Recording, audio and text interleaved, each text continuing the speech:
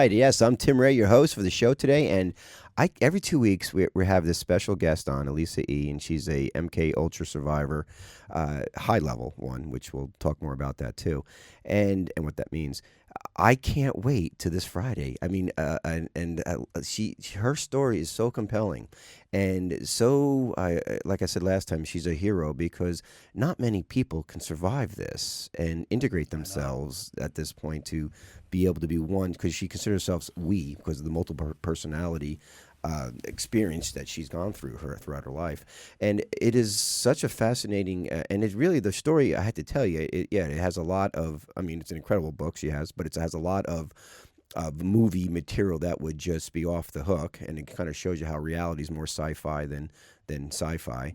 But it's really a story about healing. It's a story about a hero who has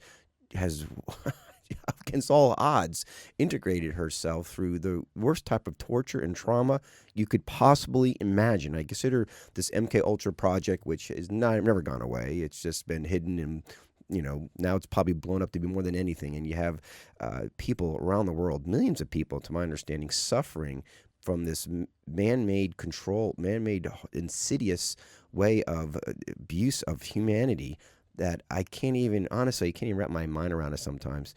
So, guys, you're not going to want to miss this show today. I want to say hello to our WDJY FM radio listeners. This is kind of not explicit, but we don't curse or anything like that, but it's unusual information that you normally don't hear out there in the mainstream media.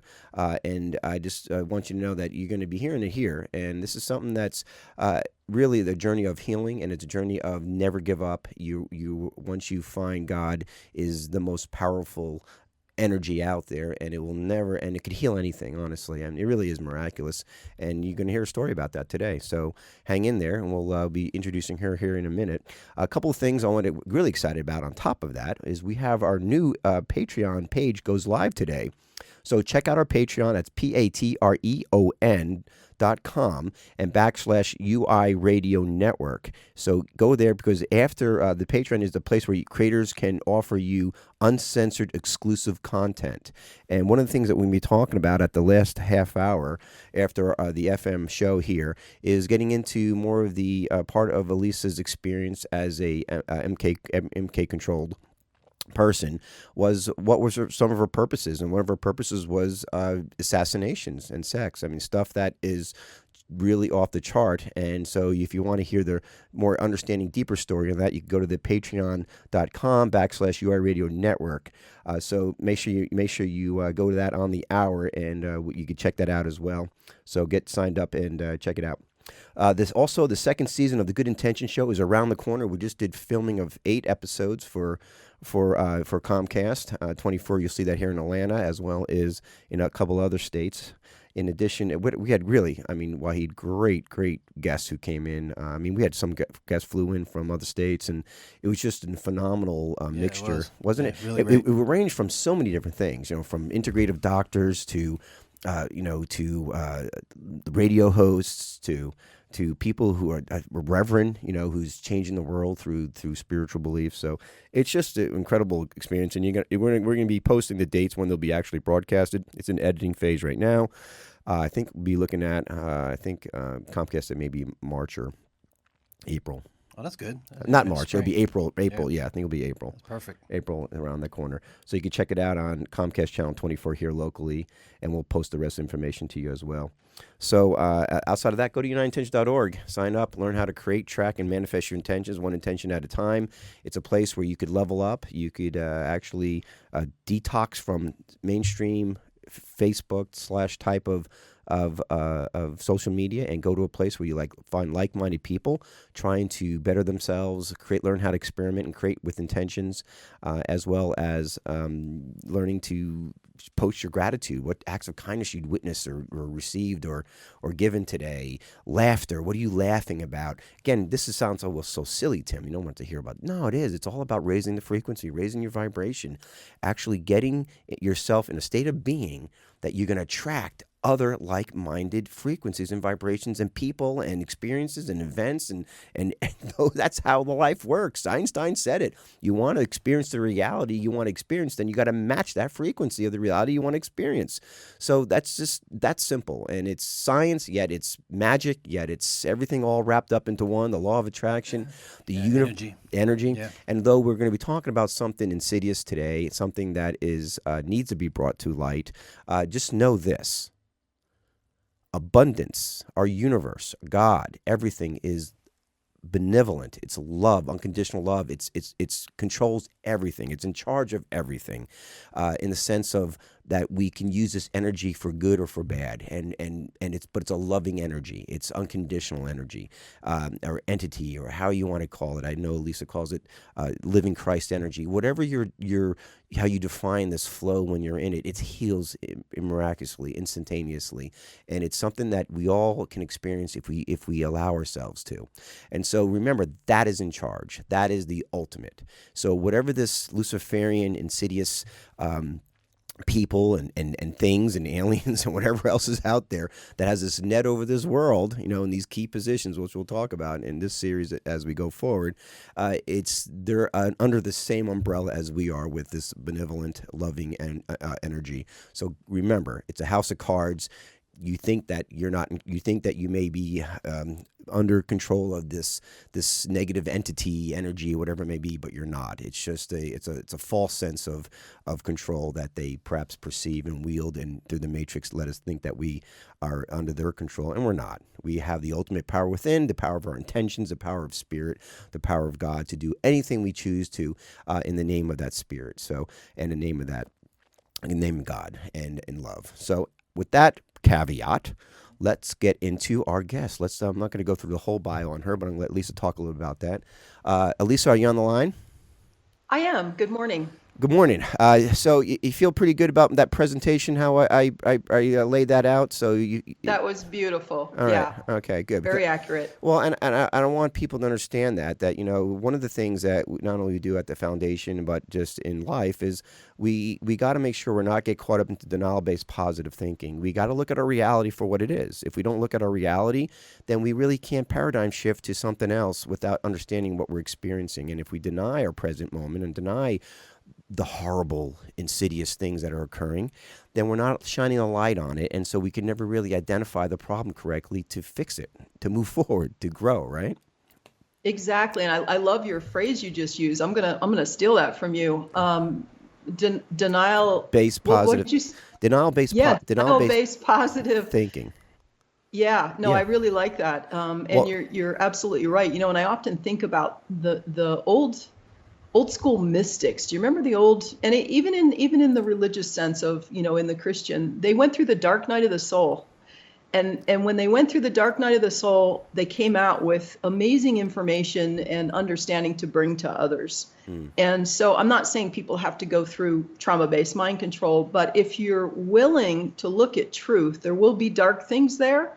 But on the other side of that, doors open into what you call, the positive or our greater understanding, so that we can not be in, of the false Sure. false positive or the superficial positive. Superficial. Yeah, sure. And I want to give Teal Swan credit for that term because that's where I first heard it. And I think she's really transforming people. A lot of people don't I don't know why. I think she's just really on top of everything. But outside of that, I just the the denial-based positive thinking. I think it's easy in this new age way of thinking, or even in any way of thinking, to get lost into that because you're didn't like when you look up and you see the sky and the chemtrails going and you just ignore it because you feel like you don't have control, or you don't believe it's happening. That would be an example of denial-based positive thinking, right? I'm not going to create that. I'm not going to Correct. Because collectively, Yeah, exactly. Because that feeling, and I want to just add to that feeling, I think what drives that, and there is an agenda there, make no mistake. For those who care to research the foundations of the New Age, you will find an agenda, an actual agenda there. But I think part of it is that people, when they see real darkness and what I call inhuman activities, it kicks off that cognitive dissonance because you feel an inability, without understanding, an inability to affect it. Automatically feel this sense of victim to it, and that can shut us down. And that, let me tell you, that is what the perpetrators are hoping for. They count on that, don't they? Yes. Yeah, ignorance Yes. and not knowing the light. They count on because they don't know the light. Right. They're totally disconnected from it, and they're just impulsively, whether they're possessed by these entities or they are, conditioned or mind controlled to do certain things, whatever it may be, more direct or more trauma based. But they're just ignorant of the light, and they don't understand that there's this higher. That's why I have so much sympathy, even for the worst perpetrators out there.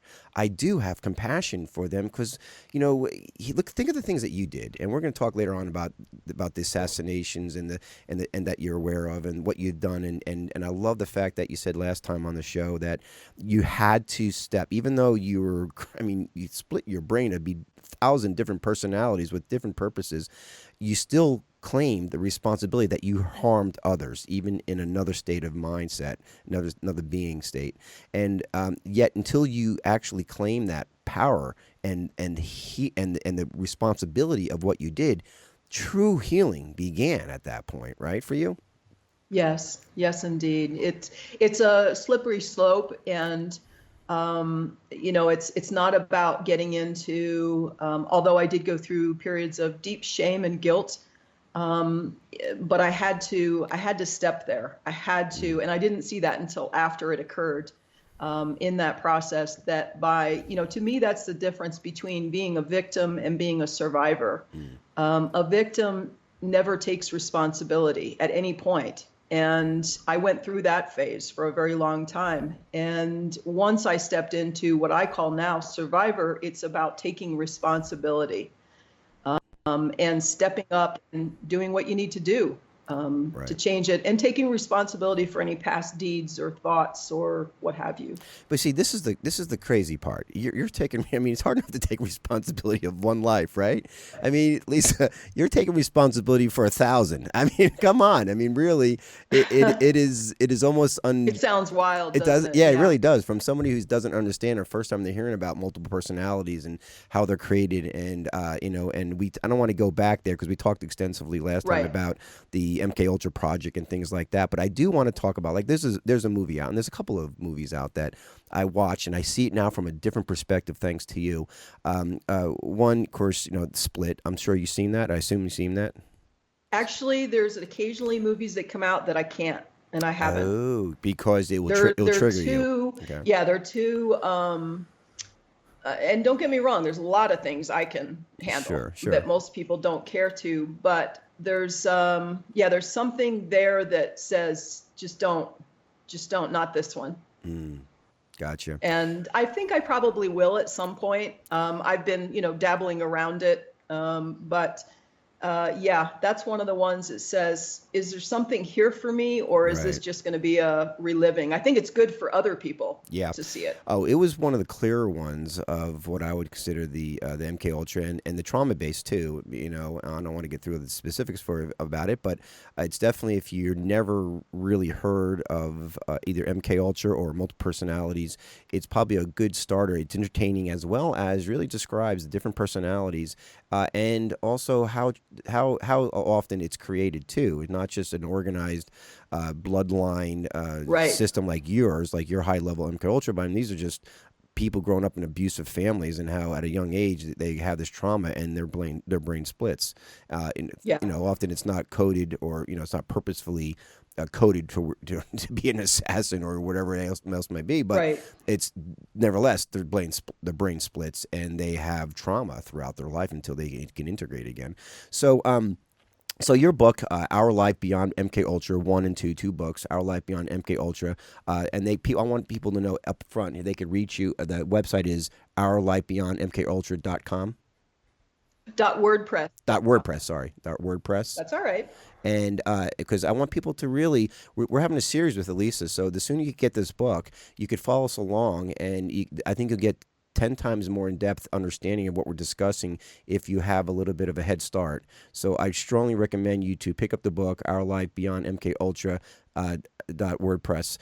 Check it out, because follow us. Lisa's gonna be on for I don't know how long, but many more series here, because it's so much to discuss and so much to understand that you really can't get a full picture even in an hour or 2 hours. I mean, your story is so compelling, and where you are right now is so compelling because you actually integrated not only the fragments of these personalities, but you also are integrated the collective, as you call it, the actual stronger, the more defined personalities. Which today, guys, we're going to be talking about that. We're going to be talking about what Elisa can share with us about her different personalities, the stronger ones and perhaps the less stronger ones, and what they're about, and why they're created, and that she knows of, and what and how she eventually integrated them.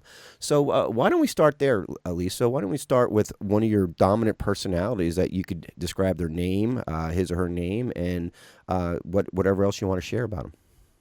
Okay. Well, as I know we already covered this, but briefly, there's the most numerous are what we call fragments, that they're bits and pieces that don't really understand the world, can't function in it in and of themselves, and called up a kind of special purpose fragments. And those are far more numerous. And then there are other scattered bits and pieces that were created through the trauma that were never programmed. And so this helps explain why there's such a high number when you get to my book. But as far as full-on personalities, and again, I should have looked. It's terrible, but it's really hard to keep track. And some of them are now completely under control of what I call, that higher self that I am, that's connected to the living Christ energy, or benevolent, unconditional, creative love. Those main personalities have no sway anymore. In other words, I'm going to use terms, and if you need me to explain them, sure, just ask, but okay. They can't really take the body anymore. And that's a combination not only of intellectual and spiritual understanding, but the entities that work as controllers and handlers. Those are the two words I would use, and even programmers. In addition to, in my case, intelligence agencies or military, or certain individuals that were involved in military and intelligence that programmed, some of those alters. So there's a variety of aspects of this, why someone under what I call full programming will switch, and alters can take the mind and the body over and go out and do what they need to do and come back to the other personality, and that personality will have no knowledge of that alter or the activity that was performed. And when you begin waking up, you'll recognize missing time. But if things are really working well in the frontline system, you won't even recognize the missing time. So for me, the main alters that I've been able to truly interact with have some unusual names. Some of them, I believe, is my understanding of them based on the people who had access to them. And when you understand the kill alters and what they're designed to do, which is, they're going to want to remove all degree of compassion and empathy, which are very human traits. So they're going to want to remove a lot of the humanness. And so with my kill alters, most of them are numbers to me. For example, I have one called Alter 14. Another one I call She 29 or She 29th. And that had to do with when she showed up, but I suspect it was a date when she made her first strong appearance to me consciously, but I suspect that she might even be known as that. And then I have these are both kill alters. They both have sex programming as well. So the sex and kill programming seem to go together, which I'm sure if you use your imagination, you can figure out why. Of course. And then another one that is called the Wild One, or that's what I know her as. So these could be the names that they put with them. I don't really know, but it was my understanding. So I suspect that maybe there's some truth to that coming from the altar.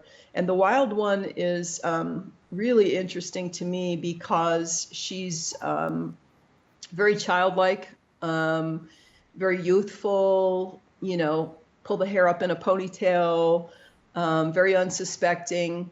And yet there's a split within her, which is really fascinating to me. I don't know if this is a common design. It isn't with the other altars, but she almost has this psychopath living inside her. Wow. That's fascinating. seems, You got a split within a split. It really is. Holy macro. Well, go ahead. Yeah, so she can be going along, and there's a very particular trigger for her. She was programmed a very particular way, and it took many months of her presenting to me for me to actually realize what she was showing me. And she has a very particular, she's very sexual, highly sexualized. And so you can imagine who that would appeal to as a young adult. Sure. She's very childlike, Right, and she performs a very particular sexual act. And during that, she's triggered to perceive something about the person she's performing on, and it's a kill or be killed situation. And that, to me, is where this psychopath, she can't help it. Yeah.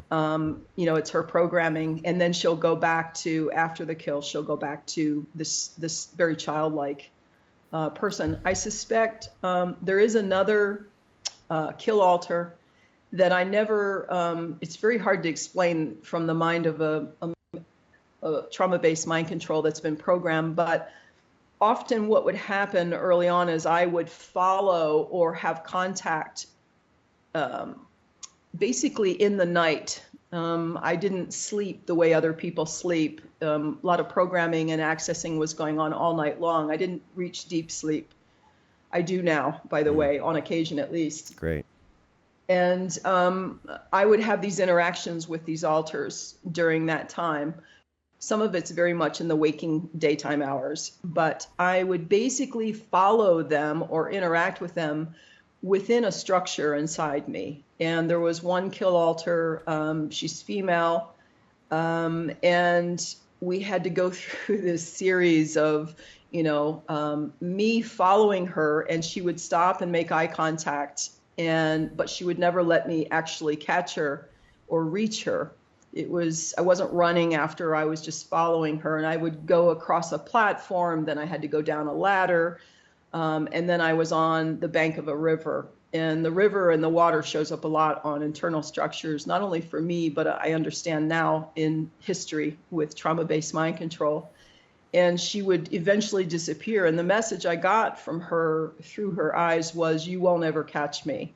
You won't ever be allowed to get close. So there's another one in there that I haven't ever been able to name or really find out about, but very, very cold, very distant.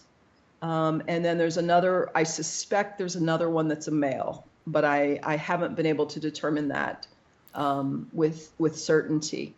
So a couple of these altars that you have not been able to really identify or put your finger on, let's say, are you concerned that they may appear in your life or appear to take control of your life because you can't define them as well, and they may be slippery?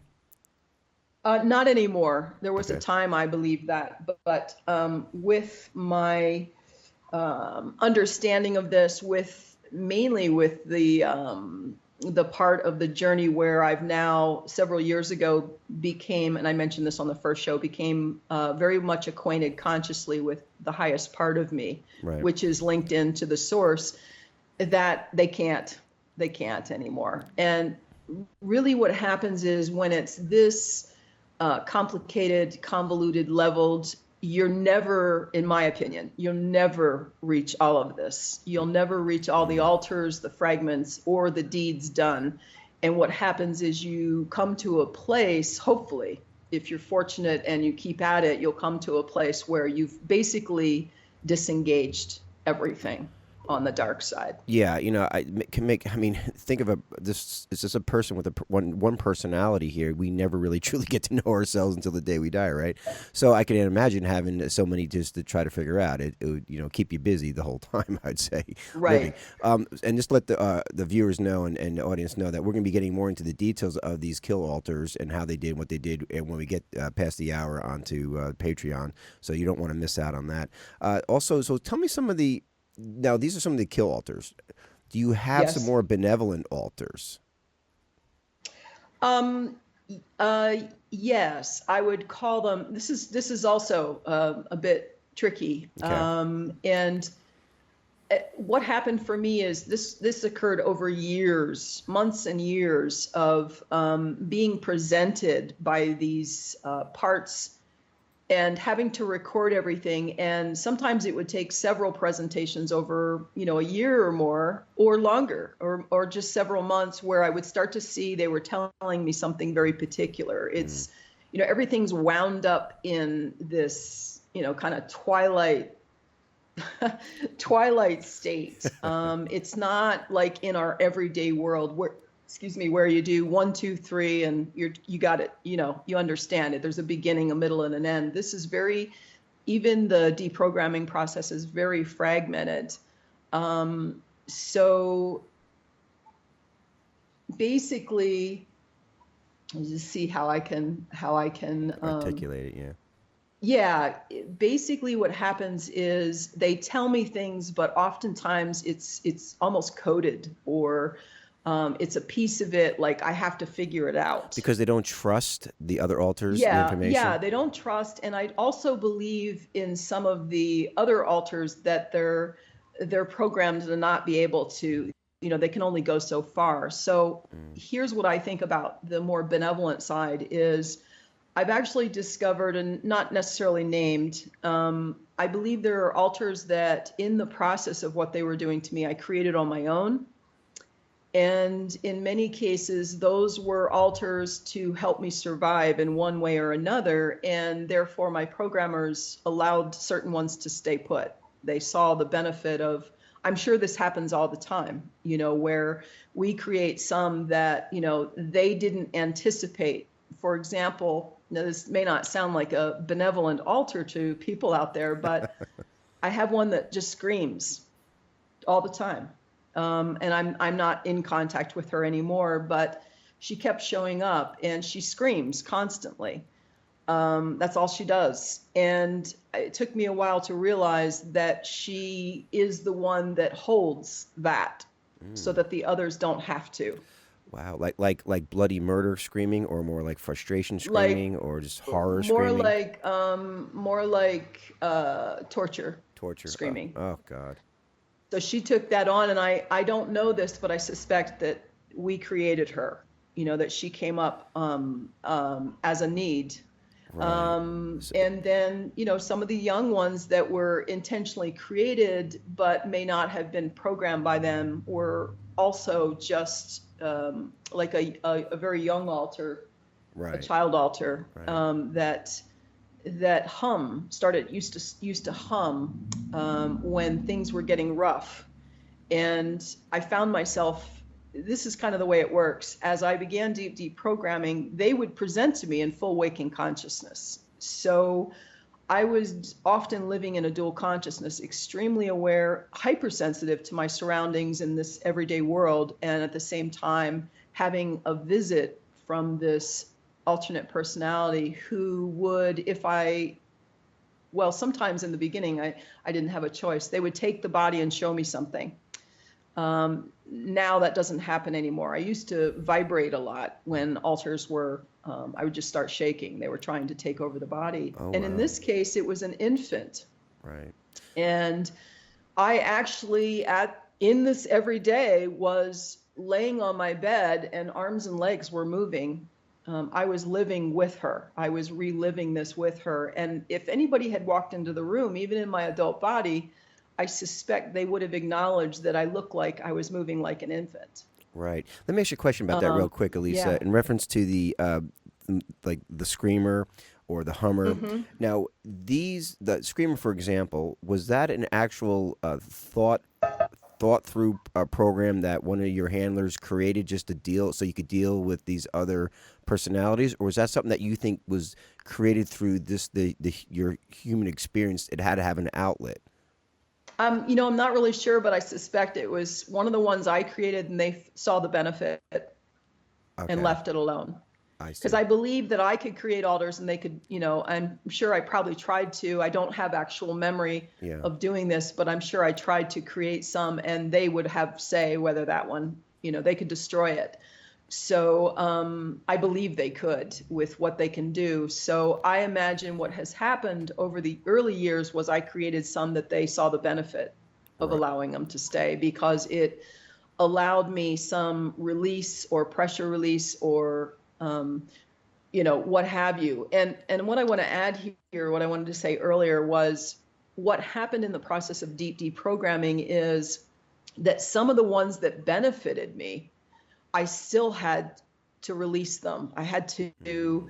at one point, I realized that even though they were a benefit, it was about survival. It wasn't about wholeness and healing. So even they had to be integrated, and they needed to go away, basically, if that makes sense. No, yeah, it does. Yeah, it's the good with the bad has to go for you to heal. Right. And when, Lisa, when we get back from our first break, let's talk about perhaps how the handlers deprogrammed or took away altars that were either were beneficial for you or not, and maybe some of that process a little bit too. Maybe pick one of the altars and maybe how they were created and handled and manipulated. Okay, we'll be right back Okay. with Elisa E. Our Life Beyond MK Ultra, books 1 and 2, guys. I can't recommend it enough to go pick them up. Pick them up at Our Life Beyond MKUltra.wordpress. All right, we'll see you in a minute. Bye.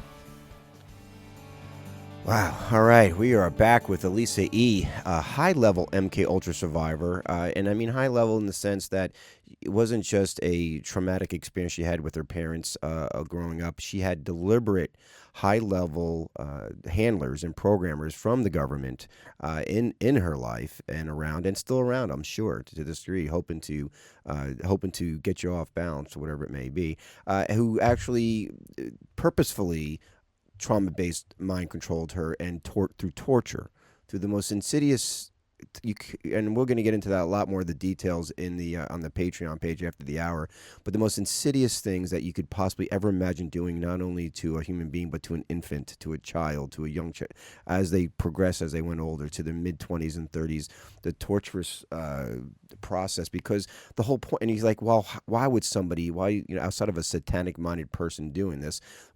Because they see it as a science. They see it as the only way to split the brain is through that type of trauma. So they approach it from a non-compassion, basically a non-human perspective, and they split the brain of these children because of that's how they split the brain, and then they program a different personality with a different purpose. It seems it seems simple or seems very complicated, but they have it now. They've been doing it since, God, probably in the 30s, 40s, who knows when they started. But it is so insidious to think that that's what they do, and and you could be a human being and not be connected to that. It almost makes me like I worry about our race. Am I Me part? too. Am I part of this humanity? All right. I don't think I could be. So we're talking to Elisa E. She's on the line. She's sharing us. We're doing a healing series of her survival, and she's getting the word out. And do you see this more so? I know you love Elisa to be a voice, and I really admire your stepping up and sharing this with other people, because people are listening, and there could be multiple personalities and people these under these type of this mind control are listening for the first time and could be triggered by this too. What could be a response that they are triggered by the things that we're talking about today, and what advice would you give them before we get into the topic I mentioned earlier before break? One of the most important things, not only early on but continually, for anybody who's been trauma-based mind control, or anyone who's just highly dissociative, is grounding. And taking your shoes off, putting your feet on the earth, and getting present, pulling yourself out of daydreaming or drifting off.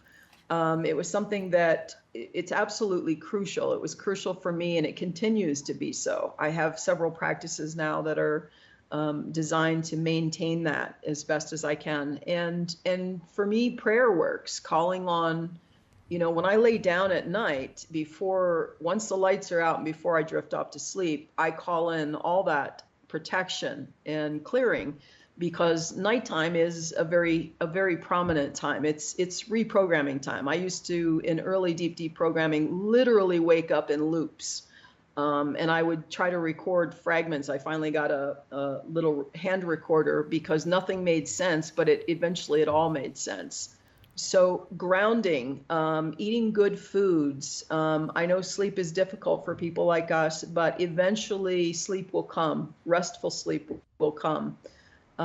So yeah, that's what I would say. And if you feel something go off and you have this overwhelming desire to do something or reach out to someone, stop and think about that.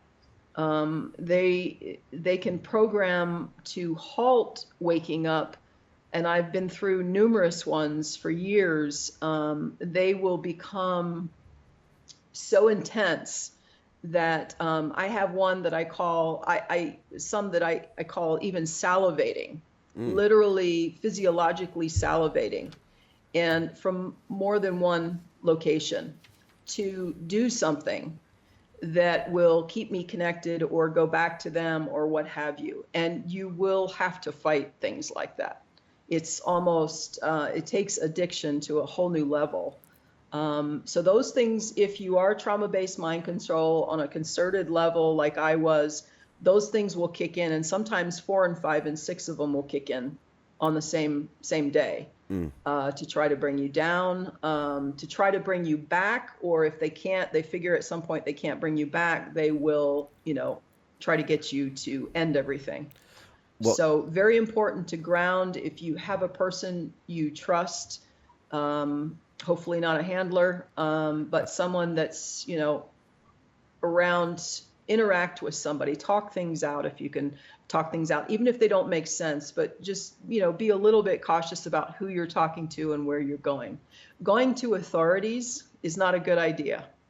Going to the mental health community is not a good idea. Not if you're a concerted effort, trauma-based mind control. When you get a sense of things, when you start breaking through the veil, you can make those choices. But to go in the beginning could get you in the wrong hands. So ground out as best you can. Get present. Try to get in your body, because if you are one of these, you are not in your body. Guaranteed. Yeah, no, it's a great advice, and it's hard enough, like you were saying, for the person out if you haven't really integrated yet and done your deep deprogramming. It's hard enough for the personalities to to keep coming in, taking over, and having that missing time. And then on top of that, then you have these, and especially if you're high level or you've been controlled by people outside of just your family. Then you got to deal with the handlers. You got to deal. This just seems overwhelming. You have everybody working against you, inside and out, to try to split you up and keep you in this mind control. So, any advice on how to handle handlers, or Well, I think for most of us and most of the people I've talked to, and for myself, we have a really, really well-equipped intuitive sense right off the get-go. And I don't want to say I'm psychic, because I don't like all those terms. What I am is programmed through trauma, severe torture and trauma, and programmed in certain altars to be just that, to literally walk in a room and read everybody in the room. So those skills can, especially in early deep deprogramming, very much filter over. And I can have someone walking down the street and I'll know, even at a distance, that person is coming to me, or that's not someone I should trust, and so in the early years, I obviously struggled with that. But again, we get back to some absolutely, totally bizarre sending people who were also programmed, so that we would start to reinforce each other's programming and handle one another for them. That's crazy. That's like the insane running the insane asylum. You know, it's It's absolutely bizarre. I mean, I had the fortune of being awake enough when I was living in the outside of Taos, New Mexico, and so did the guy. He wasn't as awake as me, but we actually talked about how we came together, and we discovered that we were both remotely remotely sent to one another, made to do. I was hitchhiking and he was in a truck, and he said it came to him, turn around and go back to town now. wow. And I was sent to a particular location, go down to town, go now. And literally, when I turned around on the side of the road and put my thumb out, he was the first car that came by. Now that's a And we were, science. I mean, it's serious. And we would discover over time that we each had, these bizarre, and I knew more than he did, but he came out of Rangers, Army Rangers. Wow. And as soon as he pulled up, this is what happens: immediate, instant, overwhelming attraction, but at the same time, huge red flag. Uh-oh. And of course, at this point, I was very early on, and I was taking big risks because I had been searching for years, and I knew this guy was going to help me in a way that he didn't intend, but with nothing else but information. And as soon as I got in the cab, within the first 5 minutes, he dropped 3 hooks. And I knew that it was drawing me in, but also I needed to pay attention to this guy, be cautious, but he had stuff that would help me. So A hook is a trigger, or yeah, basically, well, not literally a trigger, but in other words, they knew what I was looking for. And by him mentioning one of them being that he was Army Ranger, immediately I knew that meant he had some programming okay, and he had some information. right. So, and then there was a couple others, and I don't even recall what they were. But in other words, I guess what I'm trying to say is someone like me doesn't live in the same consciousness as, someone out there, like what the average person is looking for or interacting with. I'm coming from a world that is, you could go to a movie and that's the consciousness. Yeah, Go to a movie like the Bourne series yeah. or Conspiracy Theory years ago. They did a good job. You live in a state of constant alert. You never go into a place and it's real. I mean, what they're showing is real. You never go into a place and sit with your back to the door. When you go in the place, you don't even realize you're doing it. You scan the room and figure out who's where. And so my point is that what they'll do is they'll send the people that you want, and you may not even know you want.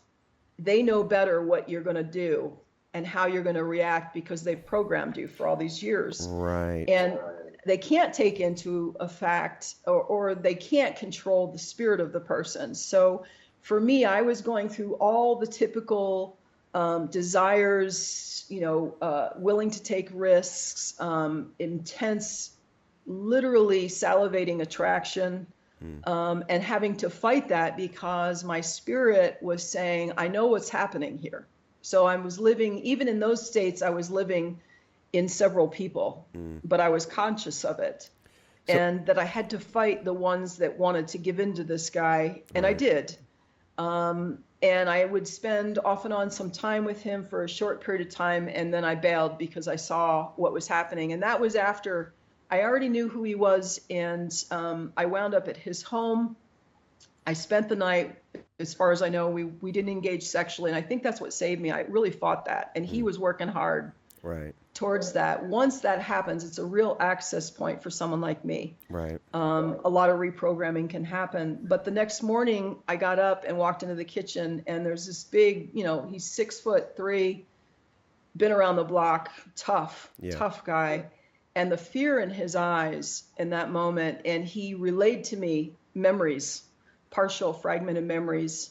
It almost makes me want to cry now because he told me I've never told anyone this.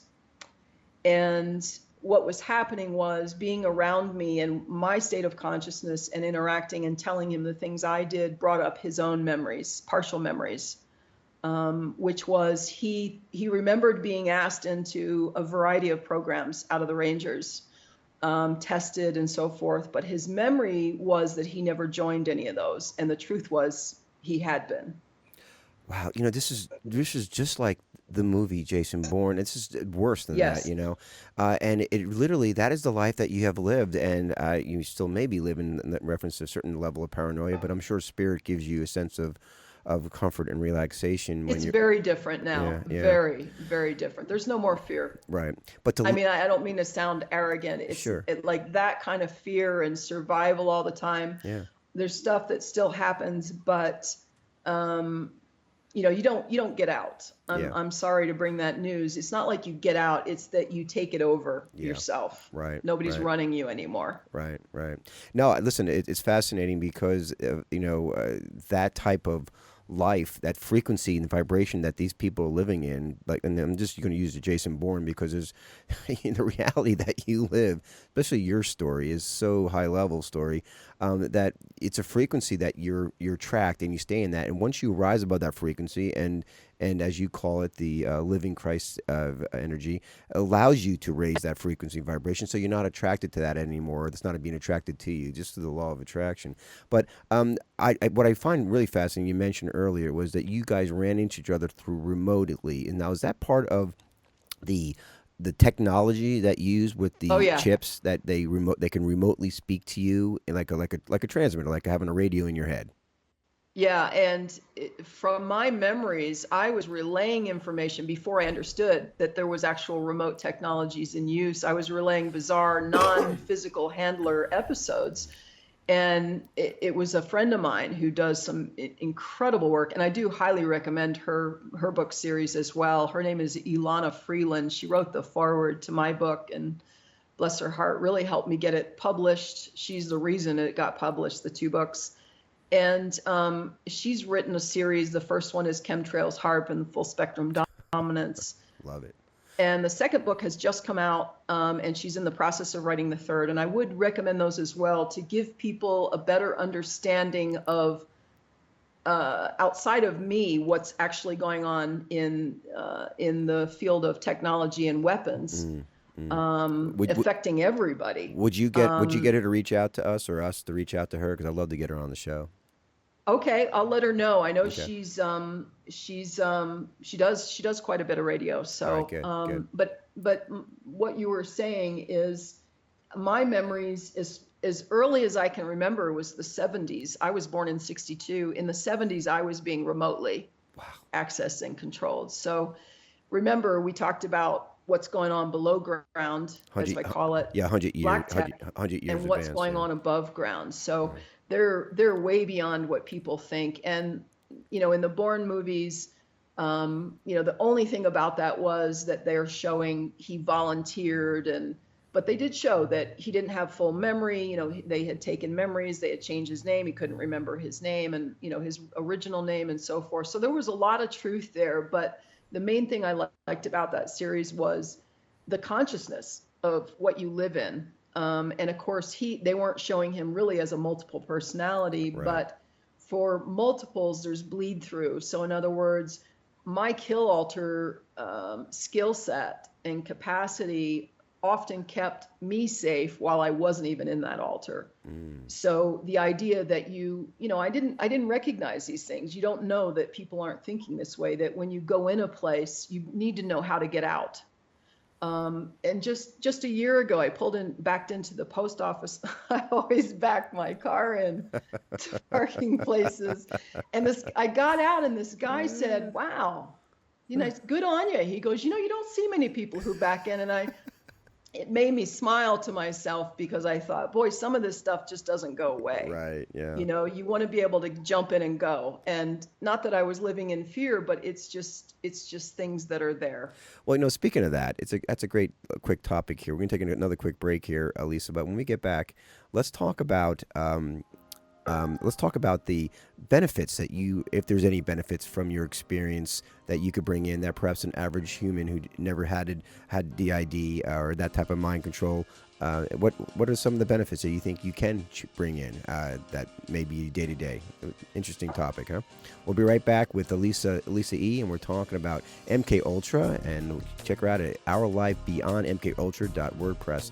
So we'll be right back, and incredible information. And then on top of the hour, we're going to be switching over to Patreon, and we'll be talking more in depth about the kill altars. I'd like to get more into the wild one and see exactly what she was up to, and we'll be right back with that information here shortly.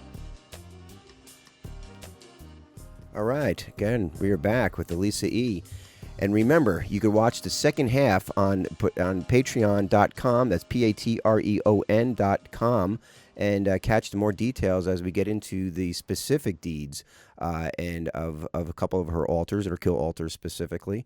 But right now, it's kind of a weird question, isn't it? You know, to go through this type of trauma. And I know you didn't see the movie Split, but it was kind of at the end of the movie, they kind of, I don't want to ruin it for you here, but they just kind of was saying, you know, that there's this, you know, he was seeing them as the beyond human now, because they were able to, you know, he couldn't get shot because he changed his cellular focus or cellular belief that he was this horde and he was beyond, you know, human, and there was a cellular change in his body, and so he said that you are better than humans or whatever it may be. And of course it's a movie, but have there been any benefit for you think that you utilize in your day-to-day from this horrible experience? Absolutely.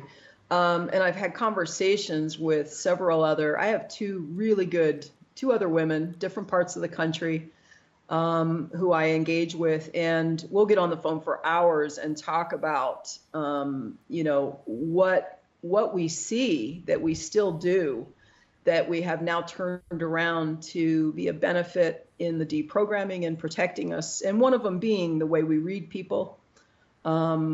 It's kind of it's just a different, I would call it a different level of intuition. Not only does that often come out of just severe trauma and torture, it's part of the programming. So that became a gift. I was very frightened of the things I understood and knew early on, terrified of it, because it all resembled part of the programming. And then, you know, for a while, after a while, I realized this is a benefit. I can, without allowing the altar to come up, I can utilize some of their skill sets, capabilities. And I don't associate the intuition now with the entity. There are some skills that definitely were present while the entity was present. But once you move out of that, it's really challenging for a lot of high-level slaves, because I've seen this over and over, including with myself. Some people don't want to give up certain abilities, and so they justify that they're not associated with this, and I think that's really dangerous for MKs. As I've shared with some friends, give it all up, give all of it up, be willing and do it. And then you can take back, once you're clear-headed, you can take back what is beneficial to you. And there are things that are beneficial. Oh, sure. I mean, just the fact that you could physically take care of yourself alone, you know, especially for a woman in today's world, you know, to have that ability to do that, that's, you know, that's probably a simple one. But there's, like you said, there's a certain level of intuition and certain level of psychic experience that I think that you pick up on, that most humans who haven't had this type of trauma would not have, you know, and contemplation. And I mean, honestly, it's beyond my comprehension to understand what you've been through. I can only get glimpses of what it is and put myself in your shoes to just a minute amount of understanding. But well, and some of it is, you know, just living the life. You live the life long enough, you know, you're kept in a constant state of fear. You're in survival mode. I mean, the sense for me was, as long as I can remember, I'm going to die. I'm going to die anytime now. And that creates, you know, they want to foster that, because that creates that dissociative state. And so you live the life. And like I said, I always want to back in my car in. It seems silly.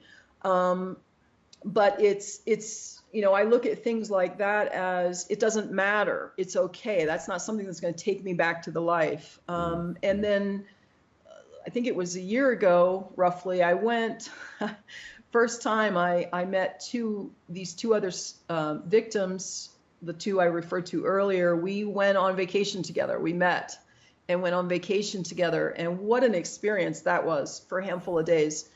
And one of the things that came out for me, which I didn't even recognize, with one of them, we separated we went back to the Taos area, and we were sitting in a restaurant, she and I. It was breakfast. It's a rather large place, and there were only a few scattered people across the way and so forth. And we're sitting there, and there's a lot of noise. And she asked me something, or I repeated. She asked me a question. It was about the owner, and he was way across the way. And without even thinking about it, I told her what he just said. And she turned and looked at me and she said, "You hear him?" Huh. Wow. And I looked at her and I said, "Yeah." And I could realize at that moment, I could hear 3 different conversations, but I'd never thought about it, And then she relayed to me how she wound up being, I know this about her, she wound up being similar to me in programming, but she was a handler for a high-level sex slave for many years. And she was under her own programming. And she said that her partner from back then used to do the same thing. So it's like you're constantly discovering. Yeah, it's like a hypervigilance. You're it's like you're a high-level computer. You're picking up. It's like the board. Constantly. Yeah, it's survival. Yeah, it's survival mode all the time. So it's a very different, it's not selective. It's just something that you do, and they encourage that to be there. Sure. So let me ask this question real quick before we switch over here. Do you find that that you're this high vigilance that in your, now that you're more spiritually inclined and relaxed, can you bring that into your parasympathetic nervous system skill set into your life, where you're not have to be adrenaline driven and you can still be hypervigilant? Yeah, no, that fear, survival, I'm at ease. I'm not afraid of, whatever happens now. And it's at times very peaceful. I can worry about things like anybody does. But it's more, I worry more about what I call the world of man stuff, Elisa, income, where I live. Elisa, we're going to be switching over for WDJY listeners. If you want to catch more, go to patreon.com/UI Radio Network, patreon.com/UI Radio Network. Also, Facebook, folks, if you want to watch the rest of this, go to patreon.com/UI Radio Network. That's PATREON, and you can catch the rest of the story here.